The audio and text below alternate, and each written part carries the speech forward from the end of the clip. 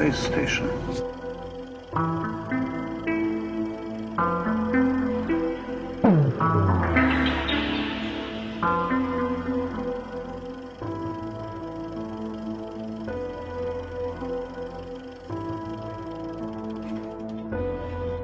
Hey guys, welcome back to the show. A few quick reminders. We still have the promo code going for Hopewell Farms CBD. If you're looking to try a new CBD, Hopewell Farms CBD is amazing. Their topical ointment is amazing as well. You can save 15% off all their products with promo code JTT. Thanks.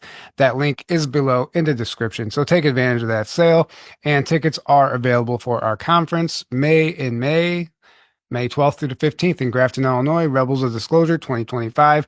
It is our last year at the Pierre Marquette Lodge. For now, we may come back one day for a reunion conference, but for now, this will be our final year there. So if you've been wanting to come, now is your chance to come, and don't miss out on that opportunity. Tickets are available at journeytotruth.online, and we hope to see you there.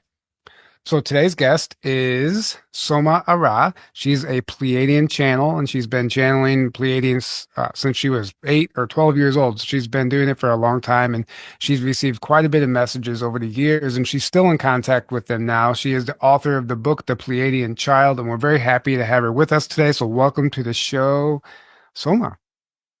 Thank you. Thank you both very much for having me. I'm delighted to be here and very much looking forward to sharing some things with you. Yeah, and we're delighted to hear what you have to share. And so for our audience who doesn't know who you are, maybe you can just briefly tell us how you started channeling, and I think people would really be interested in hearing the current messages that you're getting right now as far as, I know you've talked about weather warfare and some predictions coming up and stuff like that. Whatever you feel guided to share with us, that's on you. So we'll turn it over to you and we'll just go from there. Thank you. So my story is kind of back to front, but I began to leave my body as a child due to some traumatic events that I was having that lasted right up until I was about 13. And then they kind of tailed off, the traumatic events. But what would happen is I would leave my body, and the first memory I have, one of the first memories I have, is when I was 8 and I left my body unconnected to the Pleiadians. And it didn't last very long at all. But I didn't realize who they were. I didn't know who they were. But my childhood was spent really connecting to them and receiving downloads of information and esoteric natural laws, I guess, about the universe and us, and a lot came through as a child about Egypt. And I remember one particular instance when I was 12, when I walked into the lounge and the news was on, and there was an image of the Sphinx, and it was back in the 80s, 1980s, and I don't know what they were discussing, but my mum was watching it, and I walked in and I saw an image, and then in that second, in those moments, I was given the download of information, and I was kind of held in this vortex of energy where I couldn't move, which has happened to me a lot over the years. And I always know it's the Pleiadians around. But anyway, this image I saw on the news, I was given a download of information from the Pleiades, where I could see an image of the Sphinx in my mind's eye, and I could see the pores of the Sphinx, and I could see steps going down. And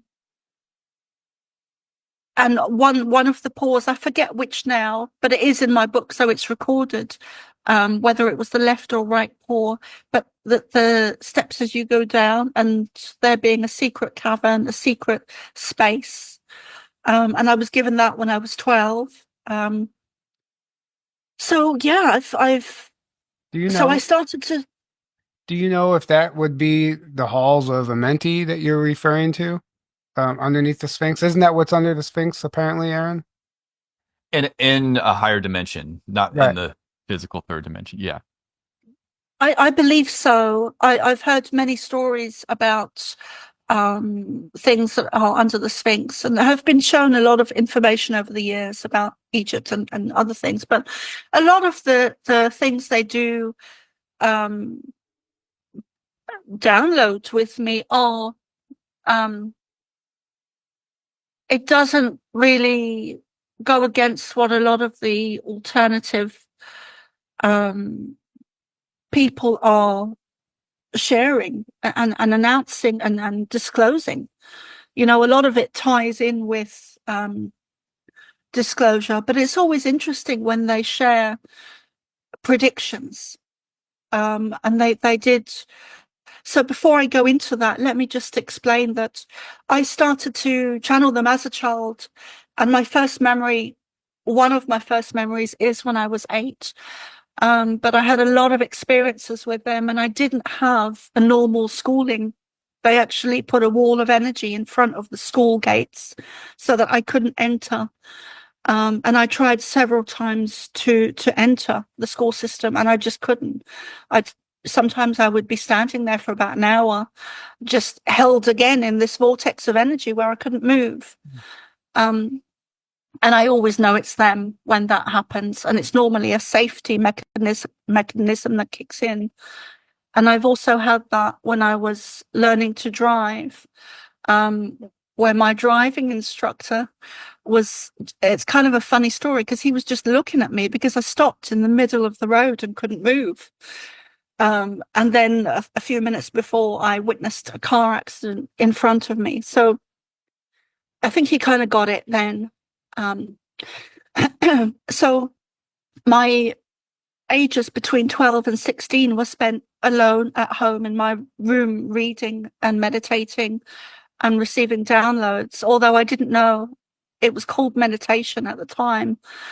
And I didn't know it was the Pleiadians. But then to cut a long story short, I got involved in spiritualism and then into Buddhism and then into shamanic practices. And then during the shamanic practices, and trainings, I began to have memories of having connected to them as a child.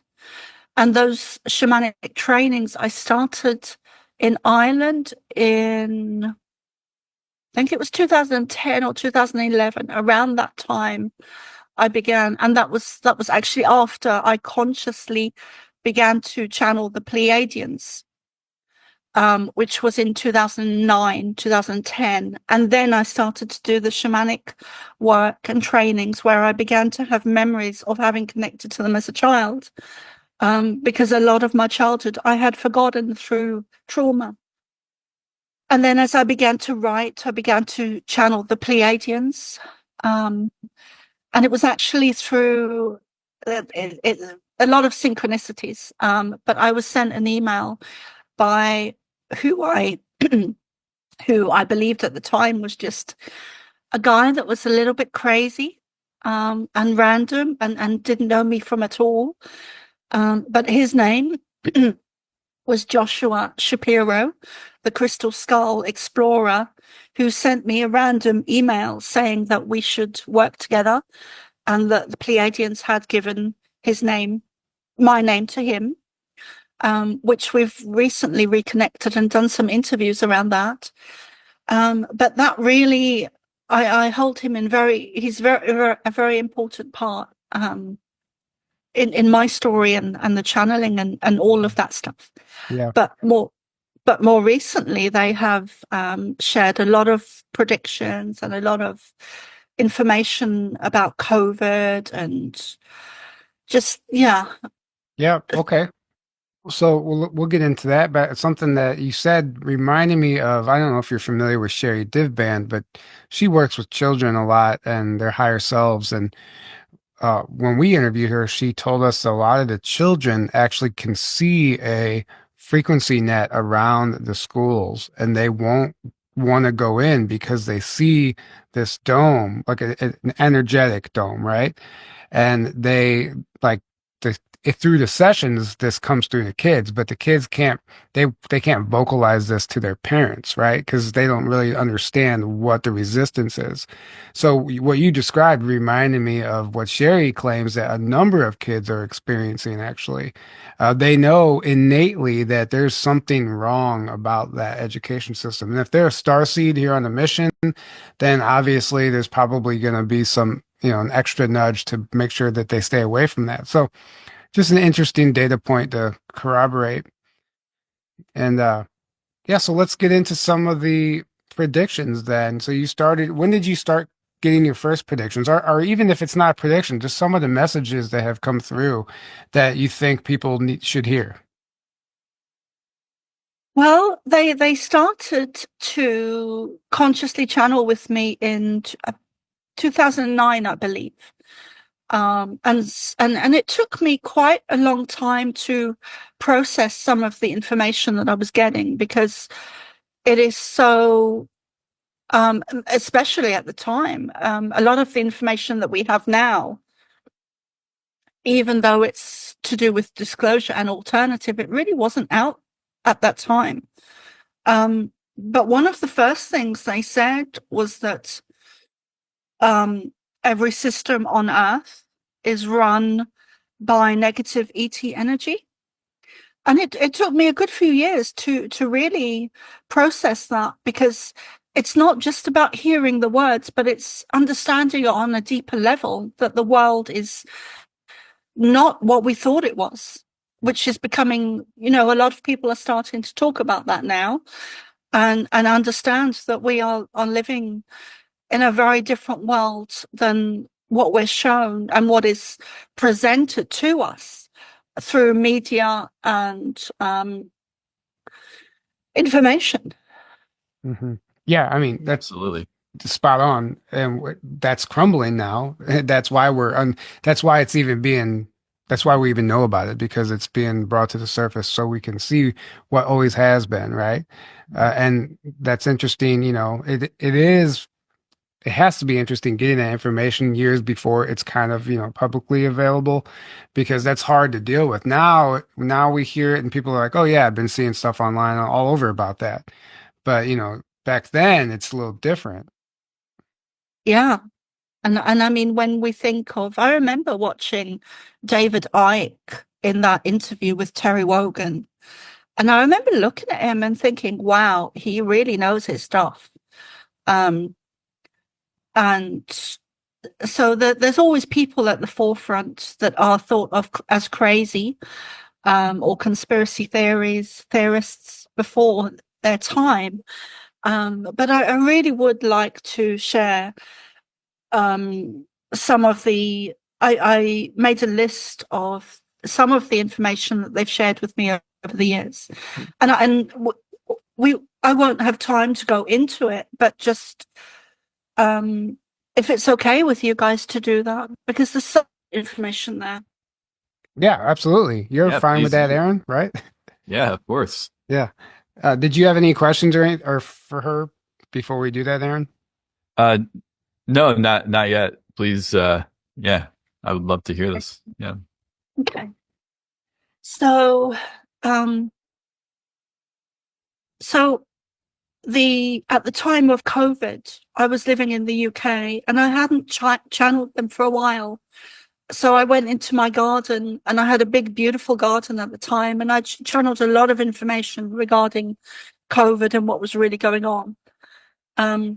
Because I actually had a lot of anxiety around it. So there's a whole load of information regarding that, which is in my book called What's Really Going On. Yeah. Okay. So weather predictions. They recently shared, just before Hurricane Helena was announced or any information was given, they shared information about that, which was, they showed me an image of America, and they showed me the East Coast and the West Coast. And they showed me lots of images of kind of like circles where weather events would take place. But I'm with Hurricane Helena, they told me about a week before anything was released. And I sat with it a couple of days, 2 to 3 days before I released it, because I wanted to make sure that it was 100% accurate. I didn't want, because something like that, that's not to diminish any of the other information, but something like that, where it affects people's lives, is, I always find it's more, I think important is the wrong word, but it's, it can be very devastating to people. So I did release it about a week before, as a kind of an emergency call out, which I sometimes do when they give certain predictions. So some of the other information is, and it. Well, can I ask you a question really quick? Did they say anything about it being natural or man-made? Yes. Yes, they did. That's a great question for the times we're in. They have most definitely technology that is being misused to create disasters and events and situations on our planet Earth. Of that, there's no doubt, and I don't think there's any doubt really that those technologies are being used to. Some of those technologies are being used to create natural disasters or premeditated, organized events to cause devastation, because it lowers one of the reasons being is that it lowers the frequency of humanity, which is really what they are striving to achieve more than ever. Right. Yeah. Right. Oh yeah. That resonates definitely. I mean, it's kind of, even the evidence is there. If you look at the next gen radar and stuff like, or next red, I think it's called, you can definitely see evidence of microwave technologies and laser beams, for lack of a better term, that are manipulating the weather, heating up and cooling down certain areas to steer a storm, whatever the case may be. So the evidence is there to support all of that. Scalar technology, which is what Tesla was a big, a lot of what Tesla was inventing was scalar tech, and it got confiscated and weaponized against humanity. And there was people before Tesla as well, and there's been ET stuff we've gotten from the ET craft and ETs and stuff like that. That instead of that being used to benefit humanity, it's all been for the last 100+ years weaponized against humanity. And this weather warfare is just one aspect of many things that have been going on for a long time. Yeah. Yeah.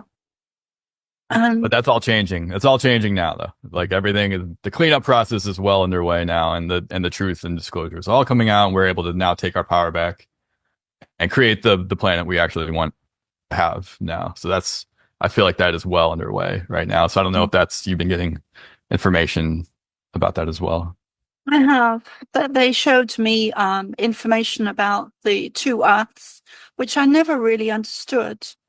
I'd often heard it, but when COVID kicked off in the UK in 2019, during those downloads and transmissions, the new Earth was included, and how it would occur on an energetic level, or how it would. They explained it to me in a very simple way. How it would occur, where there would be two Earths, because I'd always questioned that. How is that possible? Yeah. Mm-hmm. Yeah, me too. Yeah, it's like, how does that play out exactly? What does that mean? Yeah, can you kind of elaborate on that a little bit, on what that looks like? I'd love to, thank you. So they they showed me an image. I think it was January 2020, where they showed me an image of January or February, where they showed me an image of two beams of light hitting the Earth. that would really, and if you can imagine a torch beam of light coming down and hitting the earth, and these energies at the time would become so intensified, they would just be increasing and increasing and increasing to such a velocity that it would cause the earth to twist and multiply and become two earths, and one earth would go into a higher dimension, frequency, energy, and the other would either stay where it was or it would drop into an even lower vibration, dimension, frequency. And that is how they very easily explained to me in a very visual way the two earths and how that would occur. And normally when I get downloads, I'm in two, it comes in two ways. I get very visual images which also contain information that is sometimes missed in the clairaudience, I'd call it, because I do hear them. I do hear them. Right. Yeah. Well, thank you for that explanation. So I guess let's move forward. What else has come through? Okay. So lots of information has been coming through recently regarding DNA codes, and DNA and specific codes of starseeds. And I know that they have a lot more to share around those that really isn't out there at the moment. So that'll be interesting to see what comes through. Ascension, giants, underground tunnels, which I've been seeing since 2009, and I never really understood the importance until the last couple of years of some of those tunnels. But there's also a tunnel that goes from the west coast of Ireland to America, which is walkable, and that is under the sea or the seabed. Yeah. The 13th star sign, the 13 crystal skulls, the 13 statues on Easter Island, 13, 13, 13, 13, so many different important things around 13. Florida, they gave me information during one of my weekly groups in a channeling about 2 or 3 weeks, maybe a month before the Florida landing, which they predicted. And I haven't been able to remember. What you mean a Florida landing? What do you mean? So there was a Florida landing that there was a landing of a being in Florida. I think it was either this year or last year. I think it was this year, where there was some type of creature that was on video, and there was a lot of police turning up, like hundreds of police. Oh, the Miami Mall incident is what you're talking about. Miami Mall incident. Yeah. I think, that was January. It was like right at the start of the year. Yeah. That was the very beginning of the year. Yeah. Yeah. Sometimes the information they come through with, it really blows my mind, because they, in a recording for my weekly groups that I do, I was in a channeling and they had predicted that before anything was known about it at all. So I do have it on record. I just can't remember the date of it. But it was maybe 2, 3, or 4 weeks previous to that event occurring that they shared it. So if people want to check that out, it's out there on YouTube. What did they actually say about that landing or about that event? Like, what was the purpose? They said that there would be a genuine landing in Florida. I don't think they said when, but if they did, I would have, I would have shared it. And they didn't say much else about that at the time. They kept it very simple. Right. It was just the fact that it was going to happen. Right. Okay. Yeah, that it was going to happen, and sometimes with the predictions when they share things like that, it's really nice that they do it, because then I know, and other people can clarify that situation is a genuine situation or occurrence or experience, Right. rather than being a fake landing or a fake situations, which are to come, because there are so one of the things they've also said, is that there will be genuine landings to come, and also fake landings to come. So we'll have to be very discerning. So for me personally, when I do watch things like that, if I haven't been given any information, I'm very much on the fence with things, because the technology is so widely advanced that they can um, manipulate situations and create things that look very real, that are not real at all. Mm-hmm. Yeah. Yeah. And that's important to know moving forward. I mean, we're already seeing it online with all the AI technology and deepfake technology. I mean, some of Mhm. these videos, like if I didn't know any better, I'm like, that looks so real. It's actually pretty scary, you know? And so when I see any footage of anything, I just don't know what to believe anymore. So I don't put too much energy into it unless I'm like intuitively guided to pay attention to a specific event, then I will. Um, but And there's obviously the hologram technology that looks super real, and everyone's talking about the fake alien invasion. Obviously, that's been the Cabal has had that as their last card to play for a long time. Werner von Braun talked about it on his deathbed. Um, the question is, it's not a question of if it was. It's always been known it was their plan, but the question is, are they going to be able to pull it off? And if they do, to what degree? right. And that's what everyone's kind of wondering, like, are we about to experience that? Are they going to be able to pull that off to some degree? How is that going to play out? Do you have any information dealing with like a fake alien invasion scenario? I think there will be most definitely a fake and a genuine. And I think that the way that they're going to do it with the technology is to make it appear that the fake one is real and the real one is fake. That's my feeling, because everything is inverted Mm-hmm. and Yeah. switched. Yep. So, and I think there will be several small events or landings, but I do think there will be um, a major one that will be very real, and people will not believe it, but they will believe the fake one.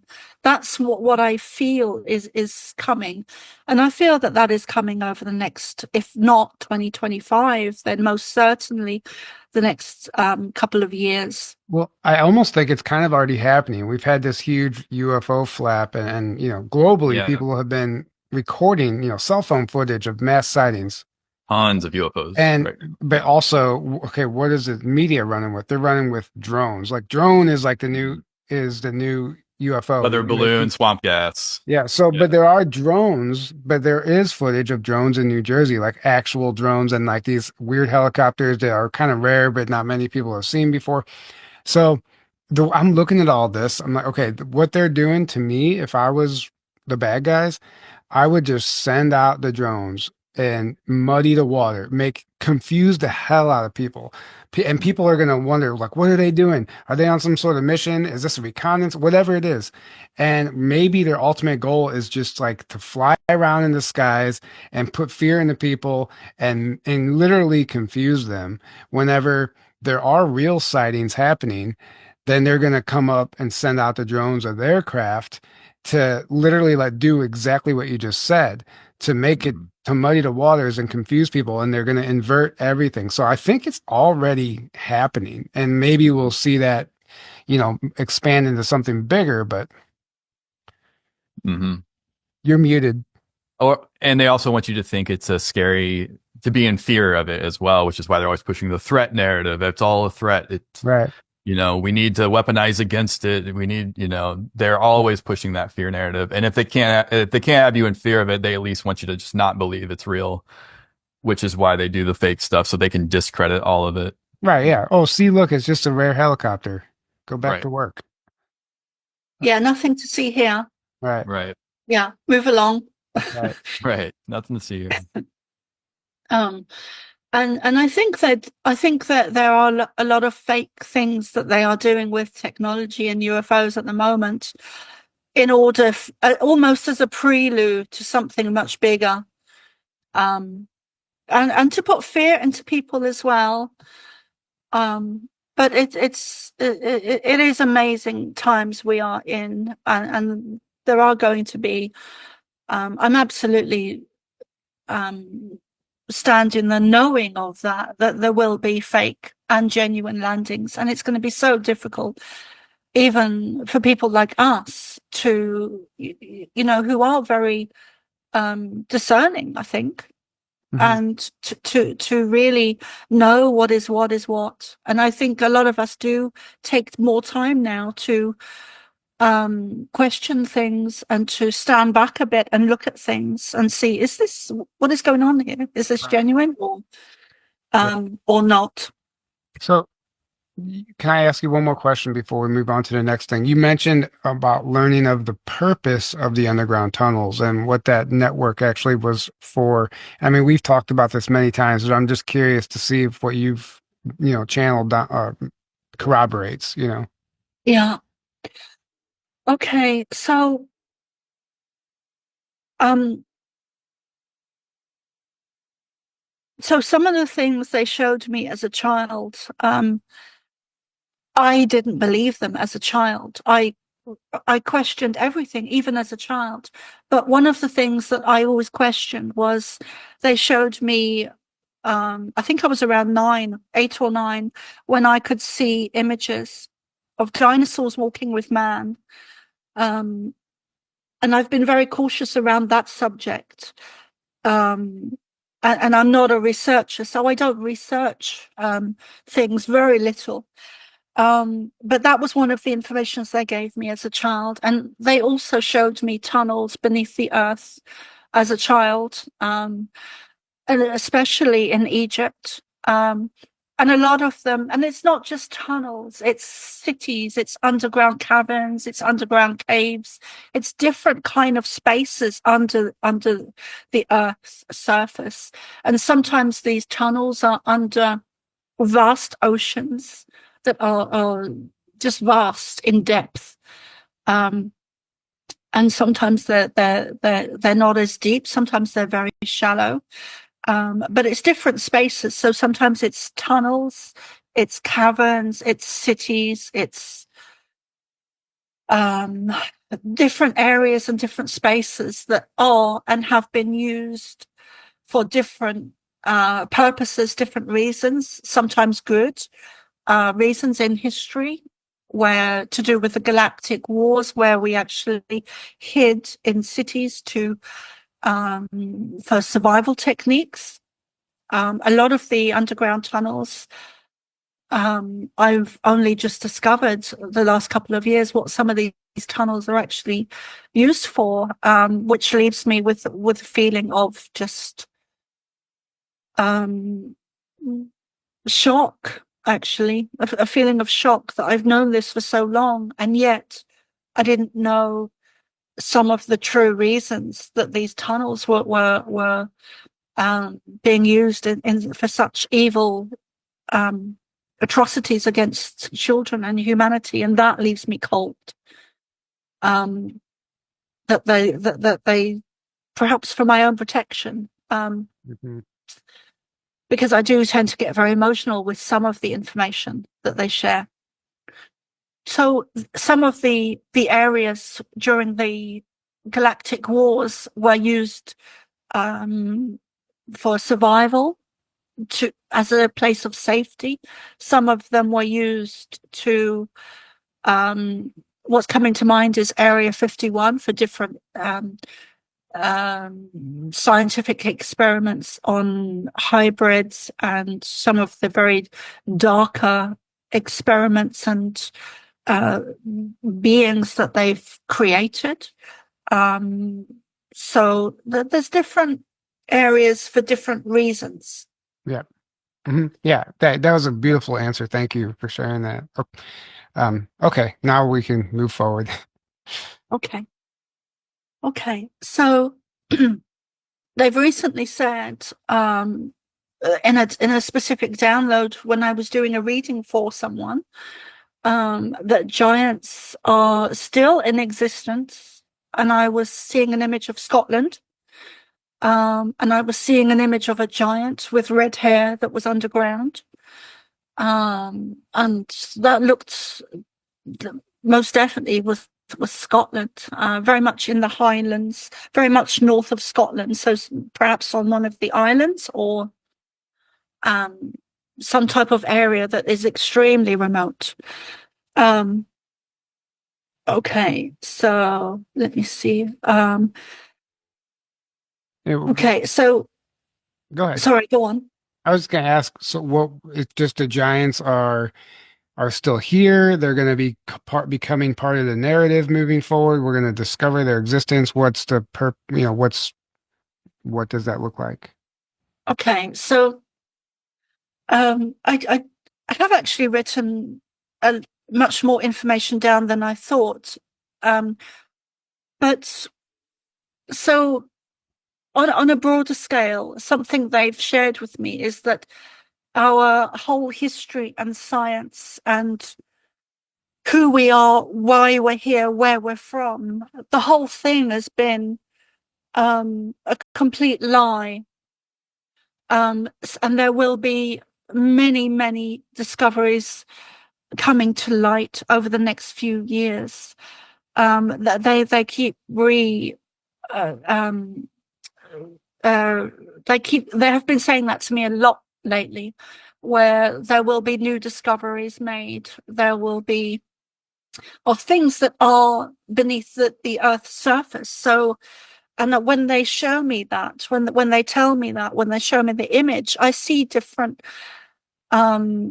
things, objects, discoveries. I see caverns, I see caves, I see tunnels, all of those things I was just speaking about. And I also see pyramids and a lot of hieroglyphics and text kind of etched into stone. And I do see giants, not skulls, but the whole body. I see skeletons. I see skeletons, sorry, and artifacts and drawings and just so much hidden beneath the surface. And I do, in certain areas, I see water being pulled back, the ocean being pulled back, and things being exposed. And most specifically to do with Florida and pyramids in that area, vicinity. So there is, I mean, basically our whole history, and then and then also with Tartaria and the Great Reset, and they term the Great Reset as a positive phrase that has been hijacked and inverted to mean something else. But the Great Reset is, for them, a positive understanding. It's a positive thing where we are stepping into ascension and everything is coming to light and things are being disclosure. We are the disclosure. Disclosure is never going to come from governments, because they are part of the negative agenda that wants to and does cover up everything. Mm-hmm. And we see that more evidently in politics, in our recent history, with certain politicians that have been assassinated. Mm-hmm. Yeah, absolutely. Yep. And I find it interesting, the water being pulled back, and and things like pyramids revealing themselves, especially in particular in the Florida area, because that's the Bermuda Triangle, and there's allegedly a crystal pyramid underground there, which is a technology, an Atlantean technology. And, I can't imagine that the water is being pulled back that far for that pyramid to be exposed, but maybe a landmass will rise. I mean, who knows? We don't know what to expect, but I find it very interesting, because I've been drawn to Florida a lot, and I do think that there are some truths to be revealed. So that's interesting. I'll keep my eye on that. And that is some other information that they did share with me as a child, that I was always having. I became so good as a child at leaving my body, most especially in the dream time when I was asleep. And a dream I would always have was of a tsunami hitting, I believe it's New York. And those two pieces of information are in my book, The Pleiadian Child, which was published in, I think, 2011, 2010. And they do talk about a tsunami hitting New York. And they also do talk about a pyramid being found in Florida, I believe. So those, for me, it's always very important that I record dates and times of when the information is given to me, so that people can't come along and say, well, you didn't receive this until after the fact. Right. So Right. some of the other information they've shared is Area 51. I've had a lot of transmissions regarding that area and some of the horrendous experiments that they are doing. And it's not limited to Area 51, which I'm not actually sure if they've closed yet or not, but there are other areas that are similar within America and other countries. So the galactic wars, the cloaking devices, none of this is actually in order, but also Trump has a very direct connection to the Pleiadians, in a very physical way, using technology and ships. Can we elaborate on that a little bit? Or is that all you have with Trump? Okay, so I think it was 2020 where I was having these dreams of Trump. I was taken down to some type of underground bunker that was very small, perhaps the size of this room. And it wasn't square, but it was longer than it was wider. So it was quite narrow.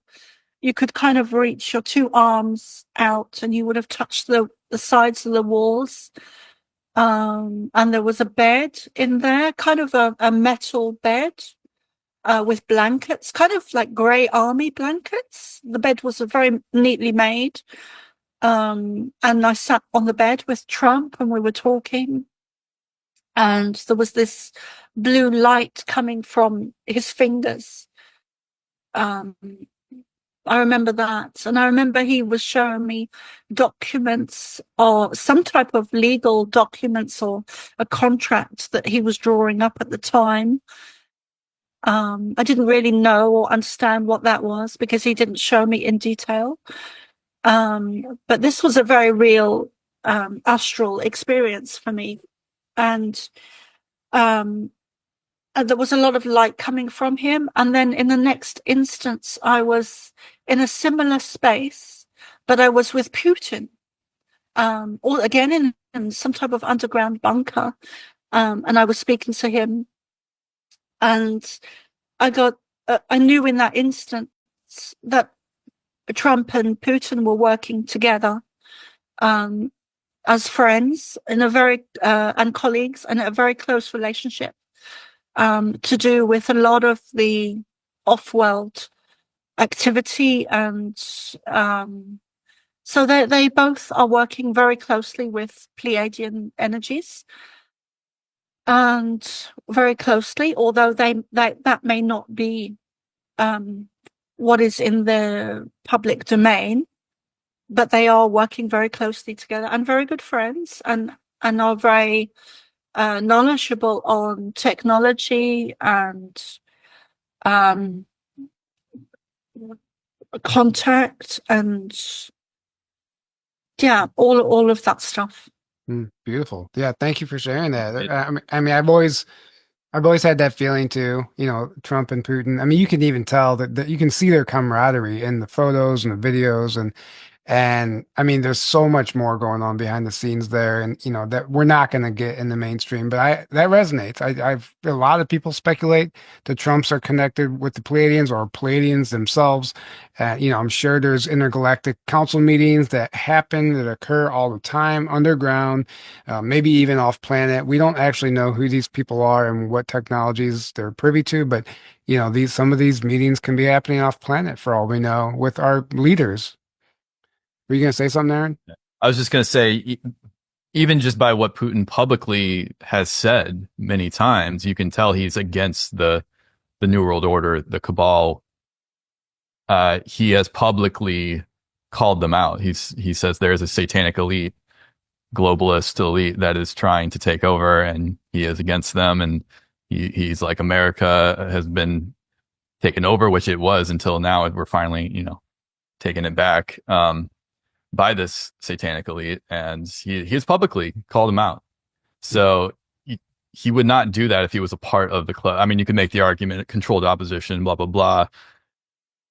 I don't think that's the case with either Trump or Putin. I think it's obvious that they're both against this New World Order cabal, and they are in fact working with the benevolent side, and that makes sense. The Pleiadians are from what I can tell, the single most involved ET race with our planet and with our species. So it makes sense that they're working with the Pleiadians. Yeah. And I think I'm always very hesitant to talk about Trump and the Pleiadians. Because I feel like I need to hold back a little bit on that because of some of the information I get. So I'm always very cautious around what I say and hesitant. But I think it's becoming much more evident to I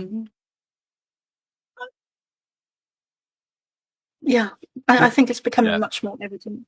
It's all coming out. It's all coming out anyway.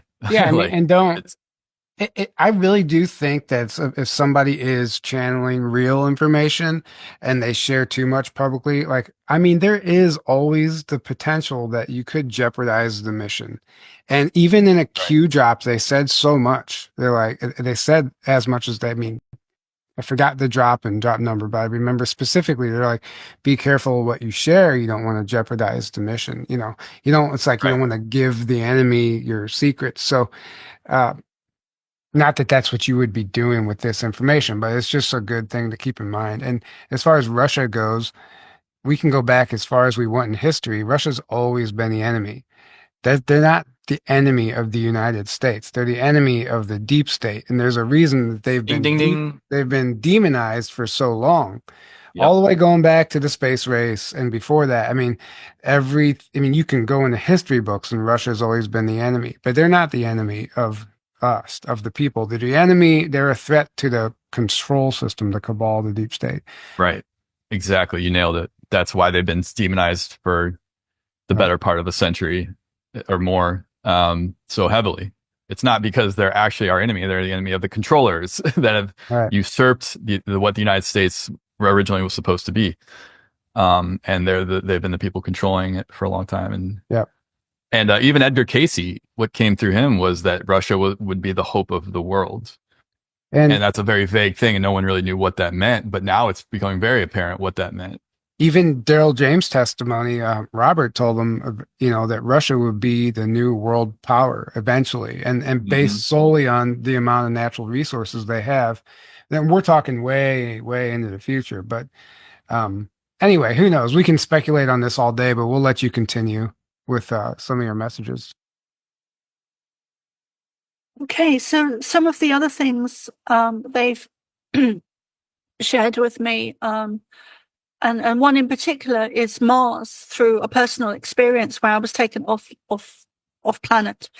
So a lot of information about the love frequency, language, two suns, which is in my book of that occurring in the sky, the moon being man-made, Atlantis, and they call it Atlantis reversal and the timelines, which is very connected to ascension and what we're experiencing now, and a contract that was recently torn up in 2019 or 2020 that was to do with the ownership of the earth of negative ET energies, so where there was a physical contract that was torn up.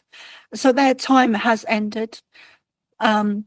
All systems on Earth are run by negative ET energies, the royal families included, and money, with a lot of black magic around money and ownership of an energy and a controlled system around money that is very difficult to penetrate for so many people.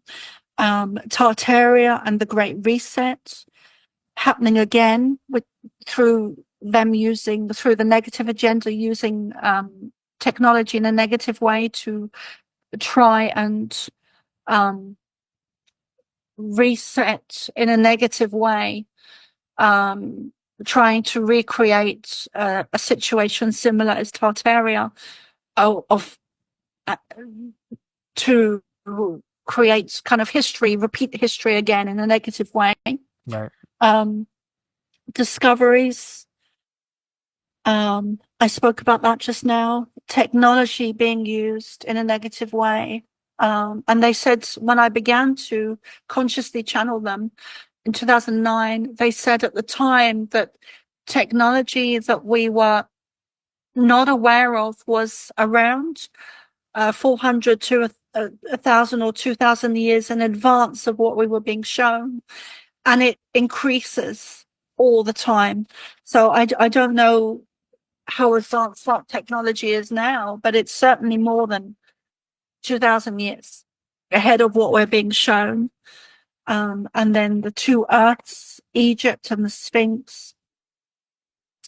Earth is shifting back onto her natural axis, and which is very much to do with everything seems to be tied into Atlantis. And there are many different aspects of ascension and how everything is connected. So ascension is not just one thing that is limited to Earth. Rather, it is ascension. The whole universe is in a process of ascension and evolving and expansion. So it's not limited to Earth.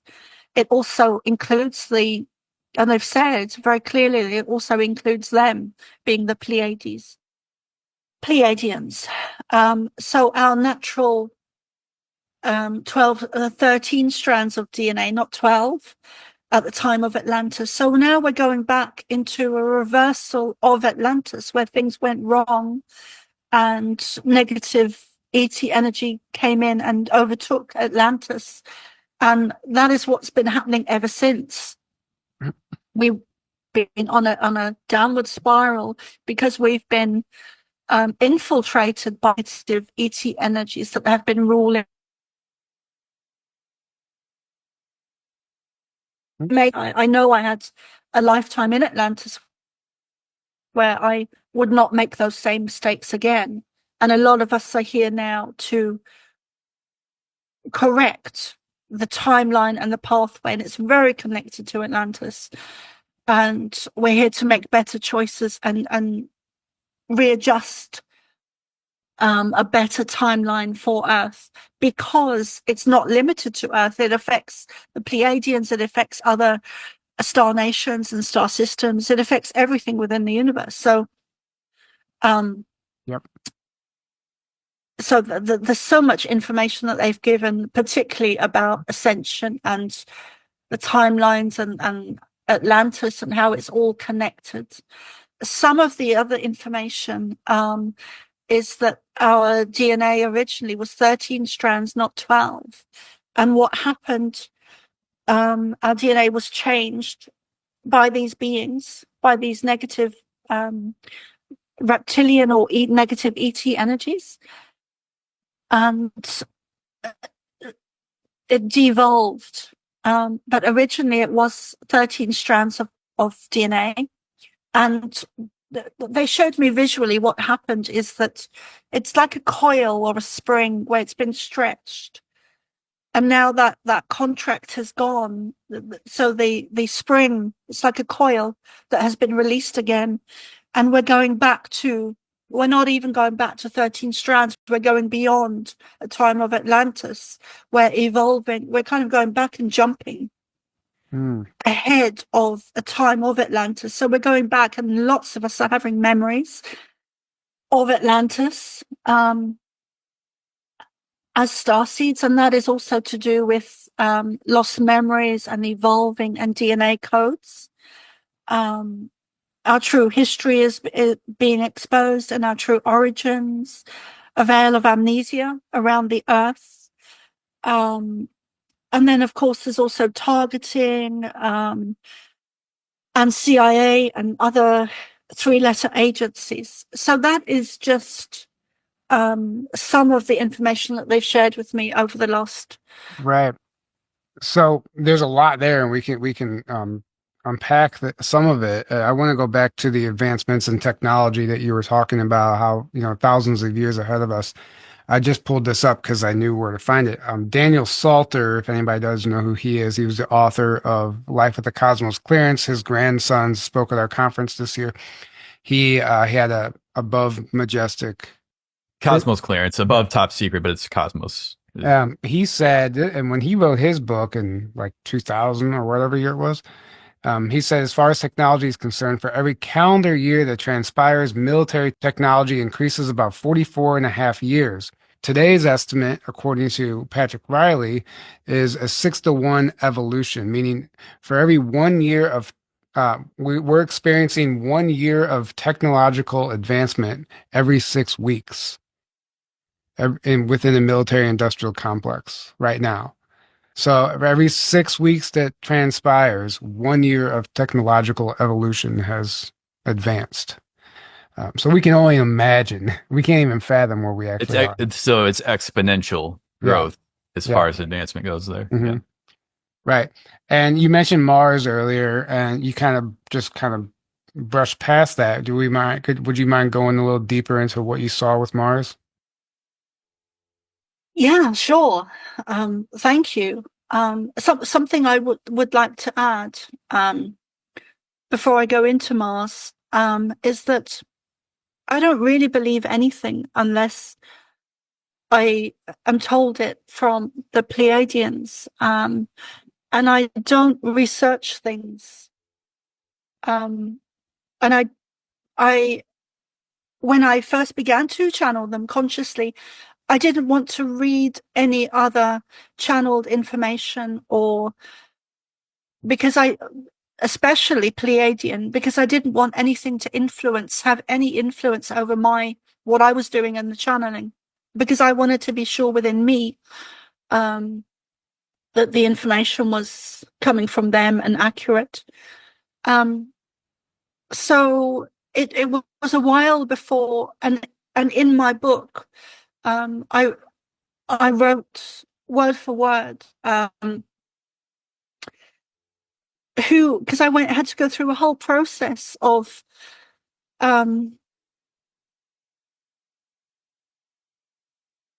it was a very personal process when I first began to channel them, especially with the information that every system on Earth is run by negative ET energy, because I had this sentence I would say to myself over and over again that I really believed.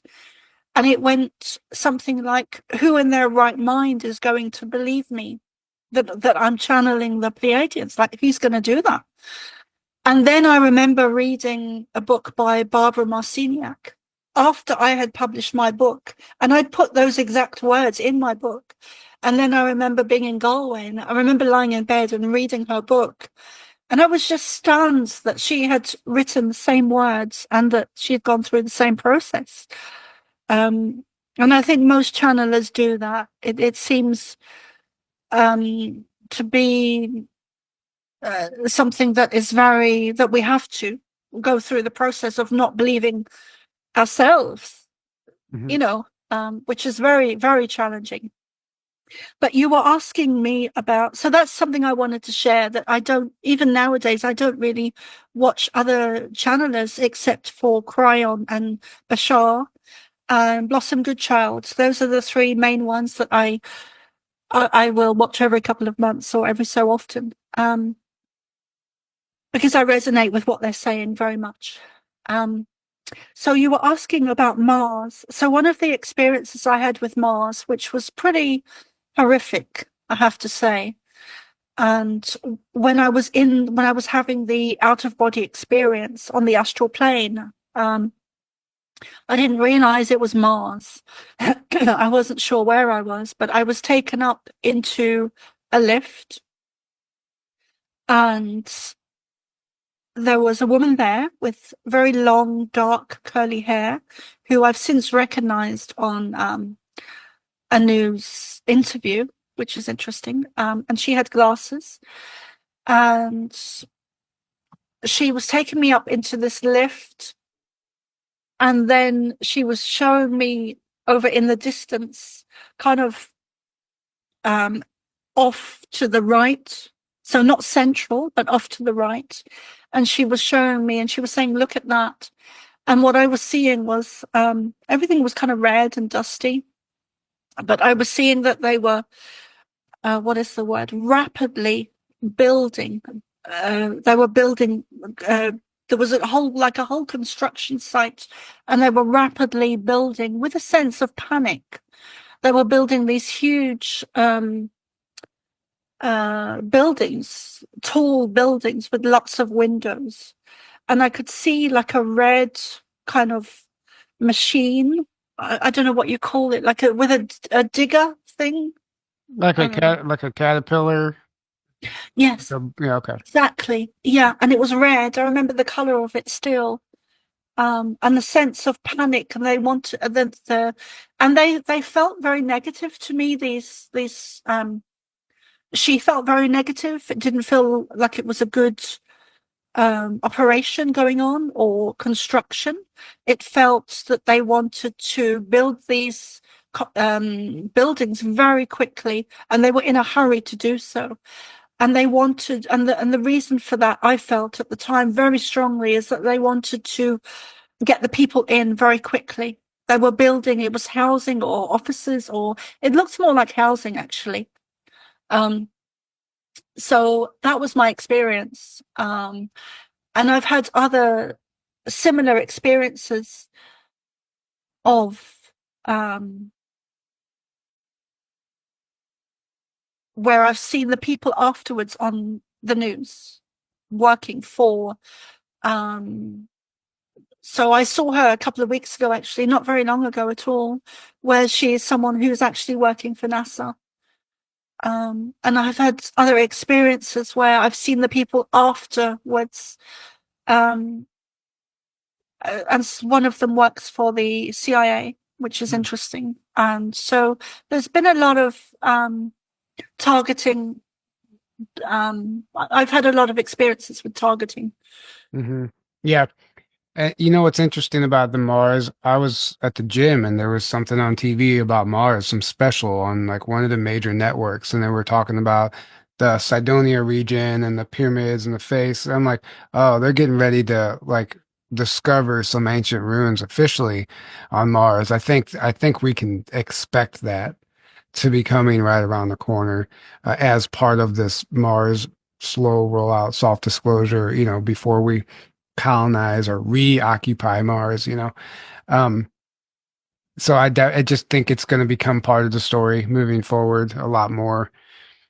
And yeah, I mean, in the targeting stuff, yeah, I've experienced it too. It's very real. And obviously, as people are coming forward, sharing this stuff, while we're still in the midst of everything, that is expected. And I think it's a badge of honor at this point, and it's ultimately training because it for one tells us we're on the right path, and two, it allows us to like adapt and overcome and rise above the entire system and everybody, all these perpetrators, right? So, uh, I don't, we can play the victim to it, but I think changing our mindset surrounding that is how we actually get past that, get through that.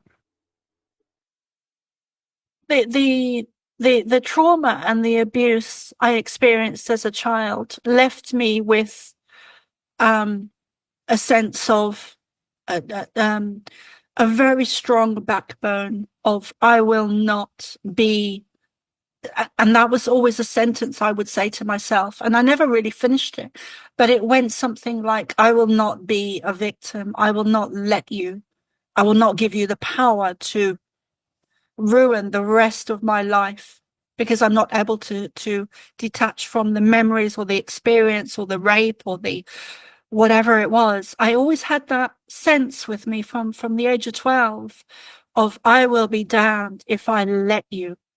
And that has really been something very positive that I've had in my life, where I've used that sentence now for a lot of the targeting and the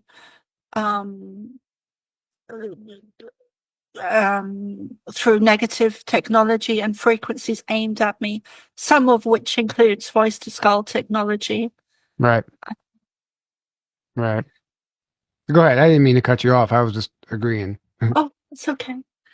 And there's one dream I had when I was about 12, because I remember I should have been at secondary school, and I was on the astral, and I was having this out of body experience on the astral where I was dreaming of being in a glass building, and everything was glass. The outside was like a like a dark glass that you couldn't see in, but you could see out. And then the whole building was just glass. Like there was the banister for the staircase. Everything was just glass internally. And I remember there was a man there. It was kind of short, and he was in a very nice suit, and people were very well dressed, which was unusual for me because I grew up in a very poverty-stricken area. So people didn't wear suits in the area that I grew up. So it was very, I remember that because it was very unusual, that he had very nice clothes on. And it was a couple of years ago, I think, or maybe even this year or the past couple of years. Anyway, I was watching a movie, and I remember seeing the building on the internal, on the movie, and the building was or is the MI5 building in London. So that's the it's yeah, it's I So mean, what you so the building that you remember going to when you were 12, you've recently discovered is a real building in London. yeah. Yeah, and my partner was actually telling me last week that the building that the movie is with Daniel Craig, and it's one of the spy movies. It's not the Born Legacy, is it? No, Daniel Craig or Craig. Oh, James 007. Yes. Yeah. Yeah. Yeah. So, which ties in with what they've said about the star seeds going from the time of Atlantis, lifetime after lifetime after lifetime. We've had many lifetimes where we've been tracked and traced by both the positive and negative agendas through some type of technology that is on a higher dimension. Yeah. So it wouldn't be a physical technology, but it is a technology that is physical on a higher dimension, where we are tracked and traced from lifetime to lifetime to lifetime. And we are individually known by both the positive and negative agendas. And they've shown me a book where years ago they showed me a book of where they have all our names. So we do get tracked and traced. So they know who we are before we do as children, which is why we have some of these experiences. And one of the other things is that we have been all the sacred people. We have been the Native Americans. We have been the Atlanteans. We have been the Maori. We've been the Africans. We've been the Celtics, where we've gone from lifetime to lifetime to lifetime to lifetime, where we've been tracked and traced, but we've also been targeted by the negative agenda, which is part of the reason that sacred people have been targeted so much in history, such as the Native Americans being a very prime example of people that have been targeted. And we do more and more, we are having memories of having connected to past lives as Pleiadians, but also past lives as Native Americans. And I was one of those children that remembered past lives from a very young age. 5, I think I was, where I was describing to my mum. We had just arrived in Dublin, and I was describing it to her, and we'd emigrated back to Ireland from South Africa, where she'd been for like 20, 30 years. And I never forget the look on her face. The blood just drained, because I was telling her the road down the way and the road names, and I couldn't read or write. But I was telling her the road names and what was over around the corner and what was down there and who I used to be and blah, blah, blah. And she always, I don't know what she ever made of me, you know. Sure. Yeah, I mean, that's more and more common, especially with starseeds coming in now with more memories than we ever had. People like you were the exception. Some people did come in with memories, but the amnesia is potent. But I think now these new youth children are bringing these memories. They're coming home, or they're coming home, coming back with the memories. Yeah. But I really appreciated what you said about the targeting and how they know who we are as a child before we even know, and how they have a list. I think that resonates, and the technology they use is actually existing in another frequency, another dimension. And, this is all very real stuff that you can't go find an article about it, but we understand that it's happening. I mean, now maybe you can find an article about it, but you know what I mean? So that definitely resonates with me. Aaron, did you have any questions for her before we start wrapping this up? The only thing I would add to that, yes, it's true that we're targeted, and all of that is true. But at the same time, I feel like what doesn't get talked about enough is the fact that they have to still operate within kind of the rules or universal law, right? Because otherwise they would have just locked things down a long time ago and we wouldn't be here talking right now, right? Mm-hmm. Like, that's always good. Why didn't they just do this a long time ago if they're this powerful and this advanced? Does that make any sense? And that's also the argument against an alien invasion doesn't make any sense. It's like they would have just invaded. They would have just done that a long time ago. Well, in fact, they did. And that's, like the invasion already happened a long time ago. And now we've been living in that control system. But anyways, I digress. They still have to operate through universal laws. They know this. And that's why they're always putting things out in plain sight, telling us what they're doing, trying to manipulate us rather than just outright coming out and forcing us into enslavement and killing off 90% or whatever they want to do. They would just do it, right? They would just do it. Well, they can't. They have to have us, through our own free will, enslave ourselves, essentially, is what it simplifies down to. Well, the reason it's such, we're in game over for that right now, because the awakening is such a level where they can't get away with that like they used to. They can't. Too many of us are awake. Too many of us are, our consciousness is raising. Too much truth is out. We're too connected now through things like the internet. we're going to start becoming telepathic and all that, I mean, some people already are, but obviously Right. on a mass level, that's going to start kicking in here with the ascension more. So it's already game over, and they know this. And I think the ones at the top, at least of the pyramid, know this, and they're just trying to cause as much damage on their way out as possible, and try to save their own butts as much as possible. But anyways, they have to operate within free will and universal law and karmic law and all these kind of things, which is, so yes, the targeting is real. Yes, you are being attacked and they're trying to mess with us, but they can only do so if basically it's authorized, I think, in some way, is the way I look at it. That's a simplification, obviously, but at the same time, I think it's true. I think there's a certain level of authorization, or you're a match more to that frequency where they're like, oh, now we can reach them. Is if you're too high of a frequency, they're down here, you're up here. It's like, yeah, they can do stuff around you, but they can't really get to you because you're not on that level. And obviously this is a very simplified version. Yeah. There's more nuance to it than that, but in a nutshell, I think that's true. Yeah, I agree with you. I see it. I kind of, mostly because of my experiences as a child that were very negative in the extreme, I always pulled something positive from that.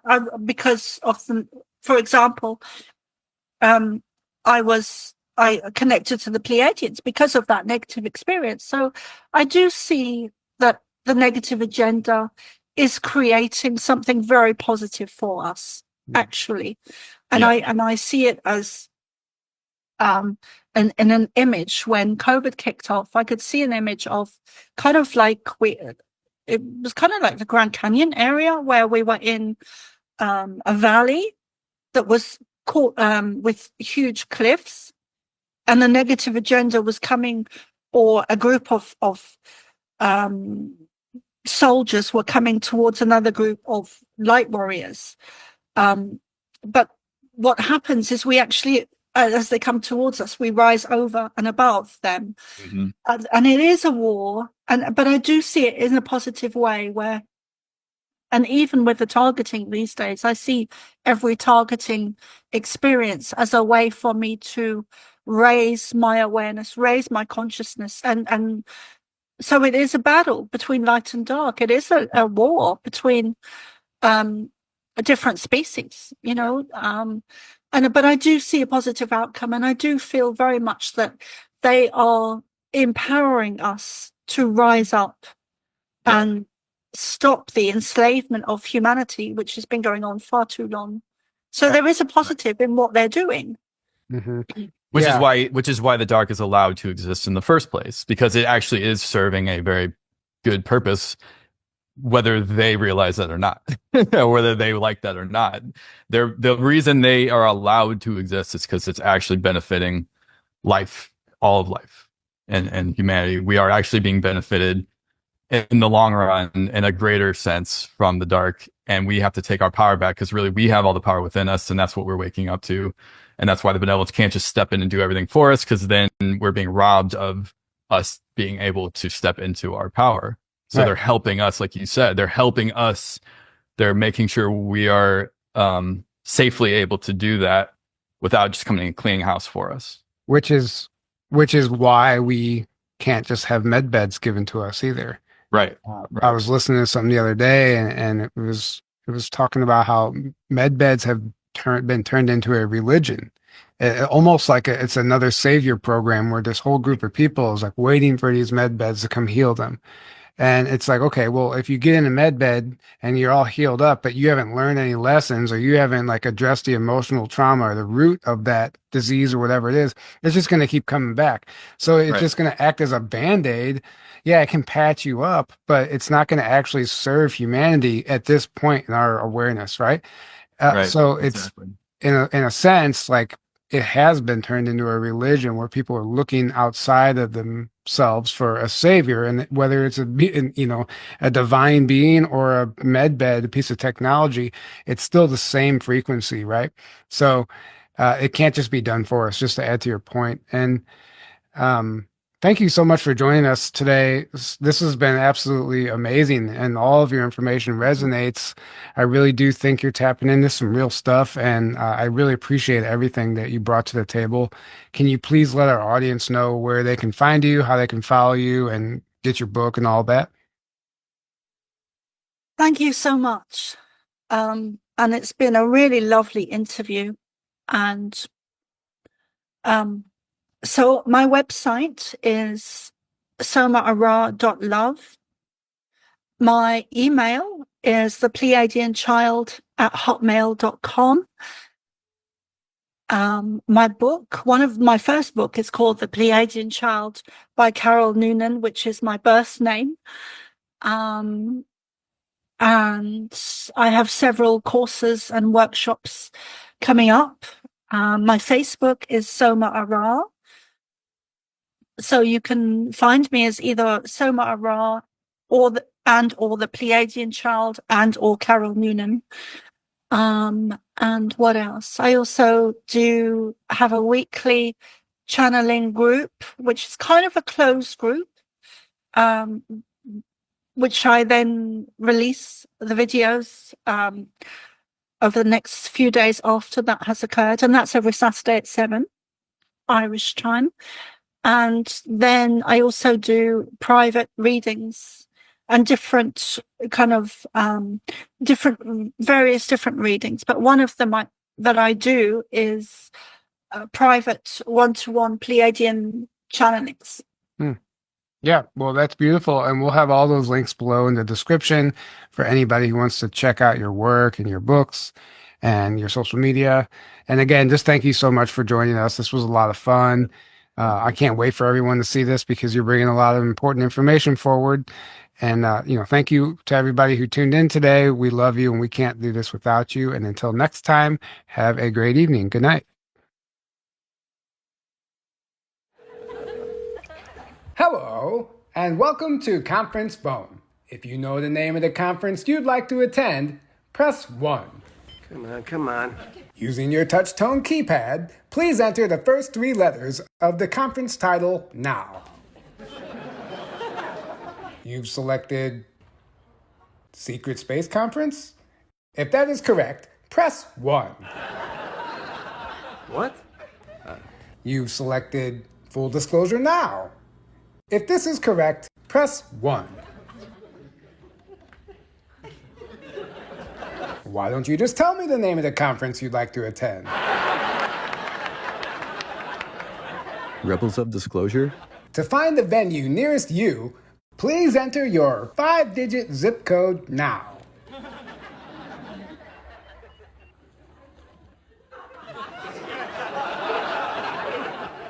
Why don't you just tell me where you want to attend the conference? Pierre Marquette Lodge and Conference Center? Rebels of Disclosure is playing at the Pierre Marquette Lodge and Conference Center in Grafton, Illinois, May 12th through 15th, 2025. Yeah, now I got you. If you would like to purchase tickets, please visit journeytotruth.online now.